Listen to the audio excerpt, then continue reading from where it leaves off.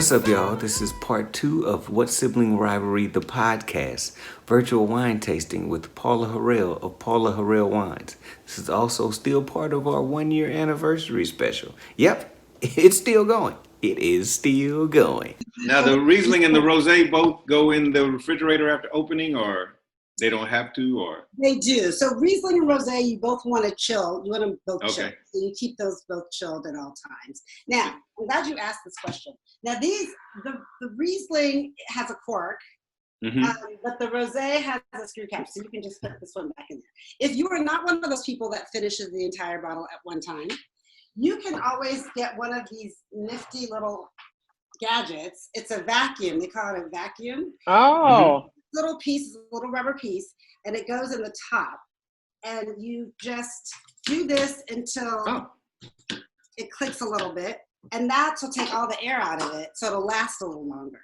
So you where do you find those? Where do you find that? You can get it on Amazon. You can get them at Bevmo. You can get them anywhere. Just ask. It's just a wine vacuum. And how much do they usually run? I think $5-10. I mean, they're really inexpensive. Not even $10. Okay. Oh, that's in budget. Oh, you're like, yeah. Right. Because a friend of mine was talking about some device that you can put on the wine and it goes through the cork and you can pour it out and then it seals on the way out or something, and it was like $250. So that's a Coravin, and I started to bring out the Coravin, but it's basically, that's what it's called, a Coravin, and they have a few different variations of them, and basically what it does is it's a needle, and the needle goes through the cork into the wine, and it'll just pull, I forget how you do it, but you like squeeze it, and you have your wine glass underneath it, and it pours out the wine, but it never opens it. It never lets any air into it. So the problem with having open wine bottles is the air getting to it, and eventually it'll aerate and it'll be old. So there's no air that ever gets to it. So you could have a bottle of wine that you just drink on for a year if you wanted to, because there's never ever any air getting into it. So sometimes, like, if you have a really nice, reserve bottle of wine that's, vintage, and you don't want to drink all of it yet, you want to savor it, it's great to have something like a Coravin, because then you don't have to open it up and drink it all at one time. And what was this device you had called? This one's called a wine vacuum? Yeah. Wine vacuum. Okay. Exactly. Now, Paula, you know how you just do things because people say to do it. So we always put the white wine in the refrigerator and not the red wine. But why is that? Like, what's the reason behind why you refrigerate white and then you don't do that with red? Because of the way it's you're supposed to drink it. So white wines and rosés are meant to be to drink them cold and chilled, and red wines are meant to be. There are actually a few red wines that are meant to be drinking chilled as well, but mainly you drink red wines room temperature. So red wines have a different kind of makeup to them. There's a word that I'm looking for that I'm missing right now. They're components. It's made up a little bit differently than a white wine is. And so the way it's better, you taste the flavors better out of a red wine when it's room temperature or slightly chilled. Whereas a white wine, you'll taste white or rosé, you taste the flavors better when it's chilled. And it just tastes better. Yeah. So it makes sense. Now here's the thing. If you have a red wine and you don't finish it, and maybe it's like, a warm day or whatever, it doesn't hurt to put red wine in the refrigerator to help preserve it, because you don't want the temperatures to fluctuate. Like, you never want the temperatures to fluctuate on any of the wines, really. You want to keep it the same the whole time you have it. But like I said, if you're somewhere, you're traveling, the place is hot, whatever it is, keep the red wine in the refrigerator so that it won't get oxidized. Oh, like fermented? Okay. Yeah, exactly. And you never want wine to get heated, so you don't want to leave it in your trunk. If you go wine tasting, get a little cooler and put it in the back and in the trunk, and keep all your wines chilled in there, because if the heat gets to them, then they're going to be no good. Even if they've never been opened? Pardon? Even if they've never been opened, it'll still mess them up? Yeah, the heat will change the composition. That's what I was trying to say earlier, the composition of it. And so then it'll taste like vinegar, especially the red. The white you might be able to get away with a little bit, but the red you won't be able to get away with. Oh. Yeah. Is that why people's wine cellars that's why they have them in the cellar? Yes. Those reasons. Exactly. To keep it at a certain temperature, right. Gotcha. Exactly. All right. So nice. I like the rosé too. Oh, good. It's light. Mm-hmm. It's refreshing. It's really refreshing. Yes. So the last one that I'm pouring for you guys today, this is my like baby. And this, the reason I say this is because when I told you that story at the beginning about how I blended those wines at the dinner table, which again, you guys, nobody's supposed to do that. But I did. It was a Petite Sirah and a Zinfandel, and that's what this wine is. So when I decided to make wine, the first thing I thought of was I'm going to make a Zinfandel with Petite Sirah blended into it. So this one is called 315, and again, another story. So I was raised on a street called Santa Ana Avenue in San Francisco, and it was taken by an Argentinian wine company, the name Santa Ana. And so I thought, you know, again, not trying to follow the rules. So I was saying to my attorney, well, can I name it Santa Ana Avenue? Can I say Santa Ana, San Francisco? Like, he was like, there cannot be any Santa Ana. So I finally settled on taking the numbers of the house and naming it 315. But then that's clever. Right. But then he said I was allowed to tell a story and say Santa Ana on the back of the label. So on the back of the label, I tell my whole story about Santa Ana. And the reason it was so important is my mother is an immigrant from Panama. My father is American from Oklahoma. They met and married in San Francisco in the 50s. And they started to sponsor a lot of our family members here from Panama. So growing up, this house was just sort of this melting pot of family, extended family. A lot of them lived with us. My dad had other property that they lived in, and he helped them get on their feet. And some of them would work for him until they got their own jobs or whatever. He put them through school. And then all of our friends in the neighborhood and our school friends and everybody that we knew was always at our house. It was like the hub for everyone. You sound like us. That sounds like our family. Yeah. You know exactly what I'm talking about. So it was just such a wonderful experience. I just loved being there, and I loved that everybody else loved being there. I mean, people got married at our house. Right. So I decided that I wanted to name something after that street and after that house.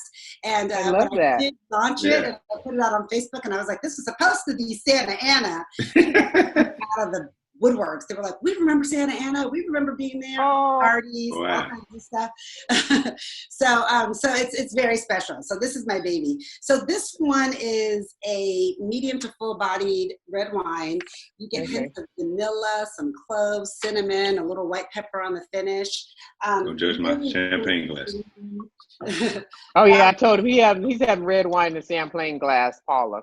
And once again, the bachelor life. Like I had wine glasses, but I know what to get you for Christmas. Yeah, and give me to me so I can put them, hide them from my daughter, who makes them all disappear. Exactly.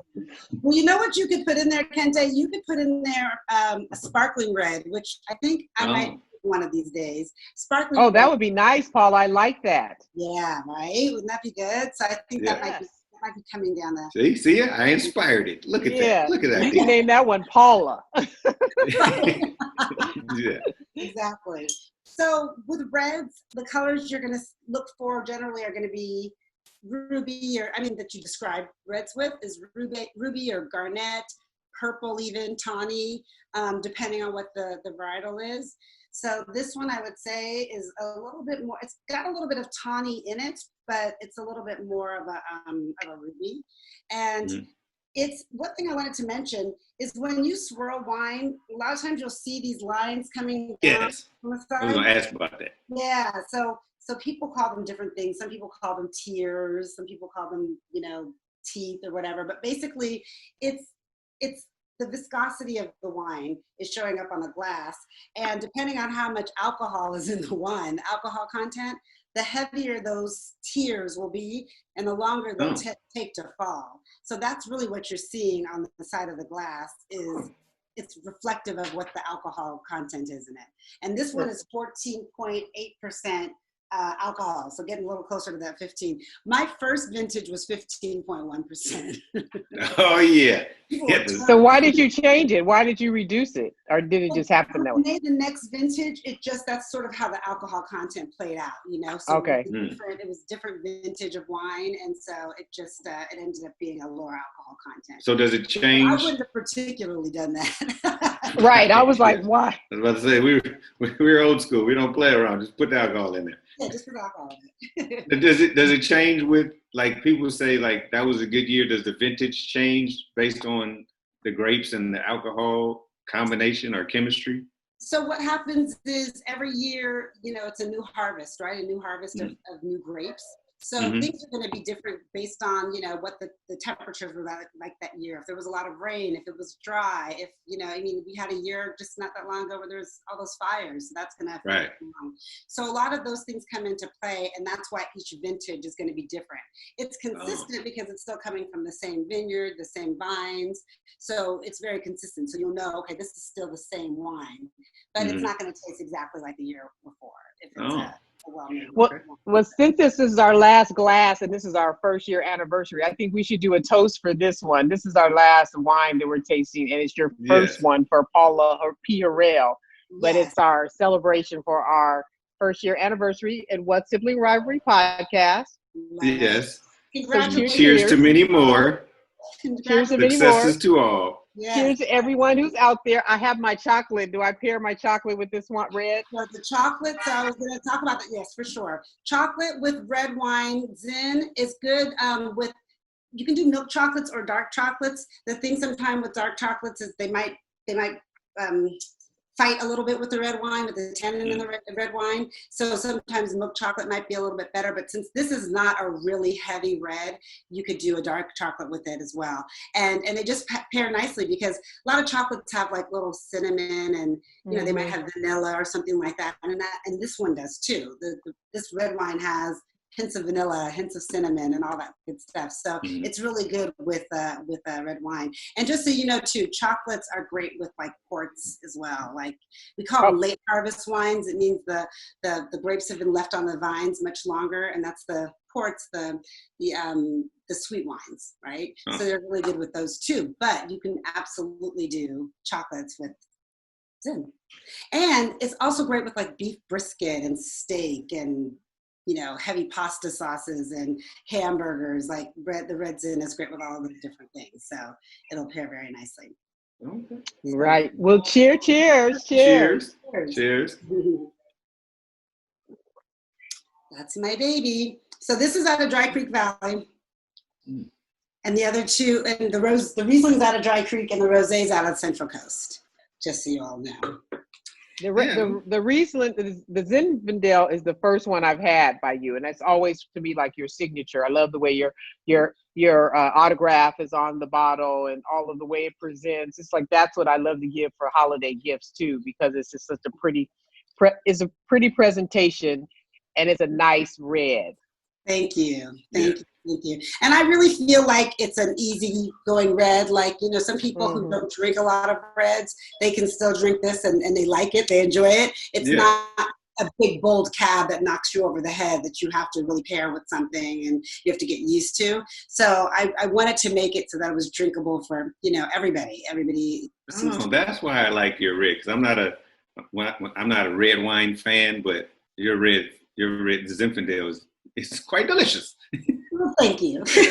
Indubitably. To keep up with the latest on What Sibling Rivalry podcast, please subscribe to us on your favorite platform.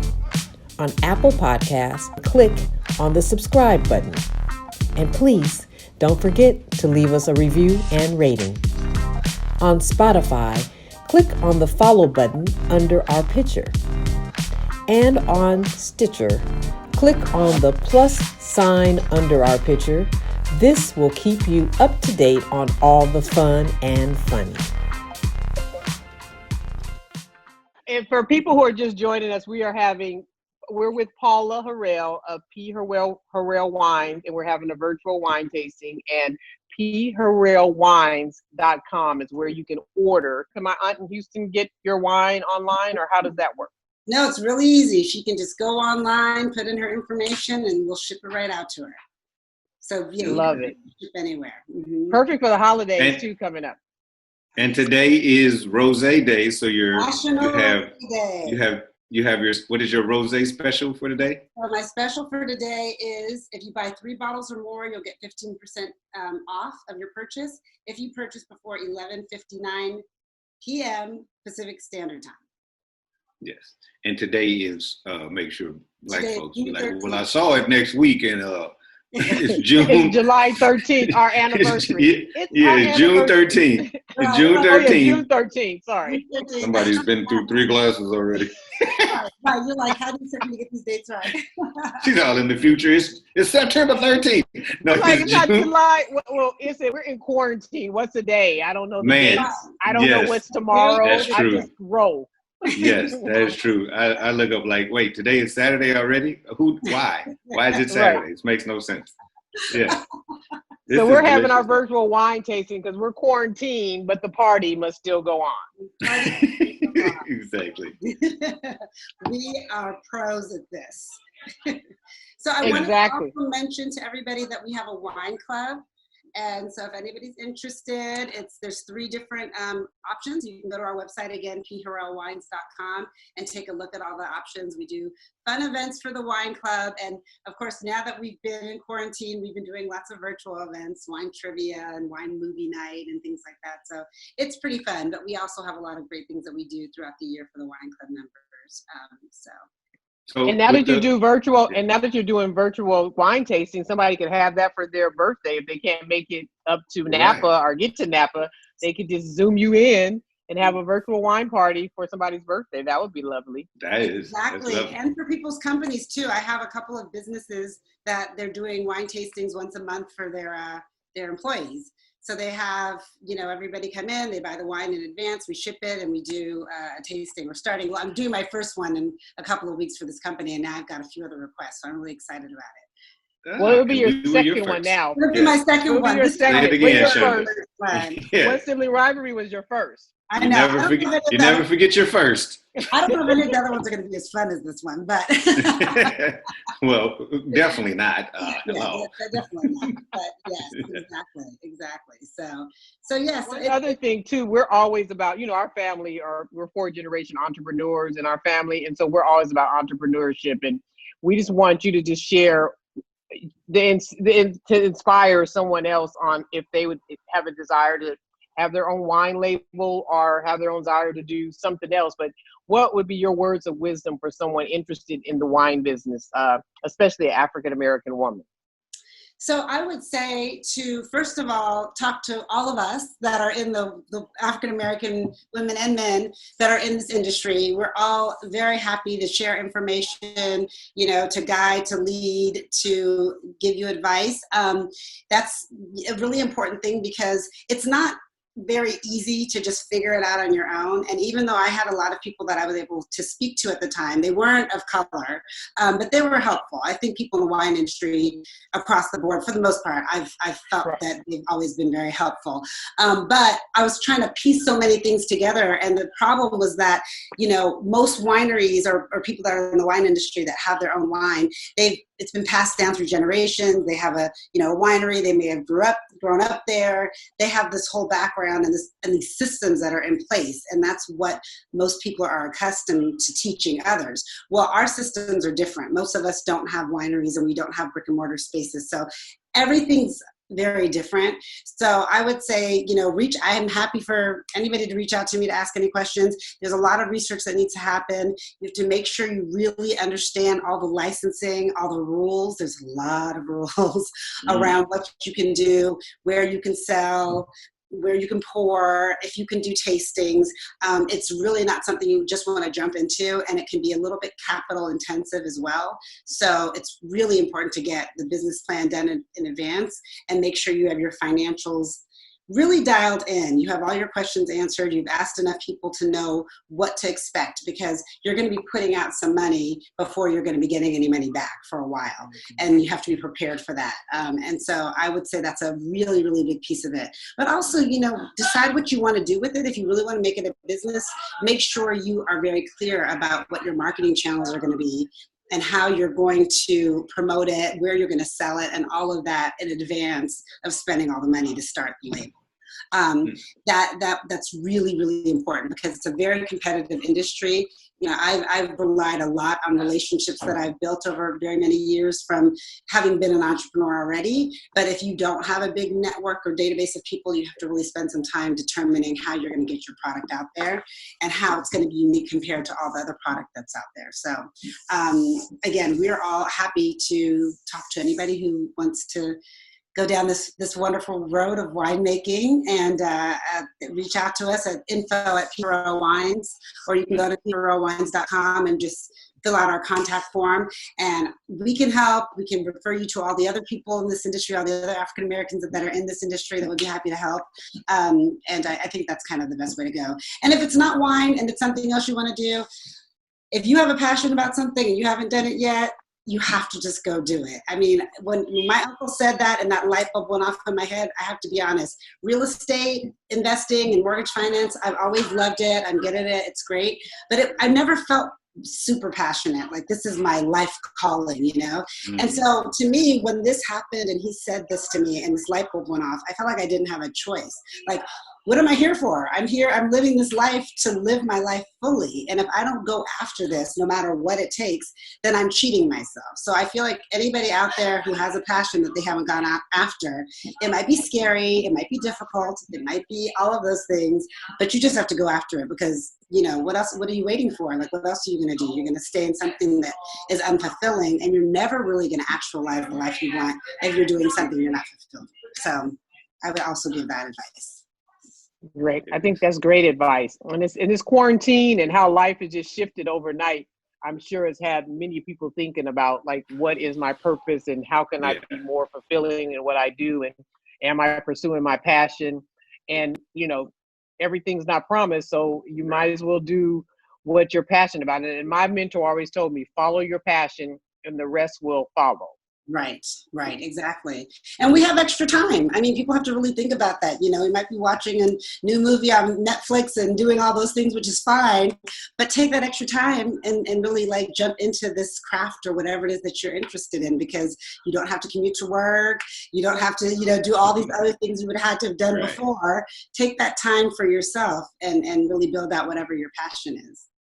Right. That's true. Well, we're excited, and congratulations on 4.5 years. Thank you. Thank you so much. I appreciate that.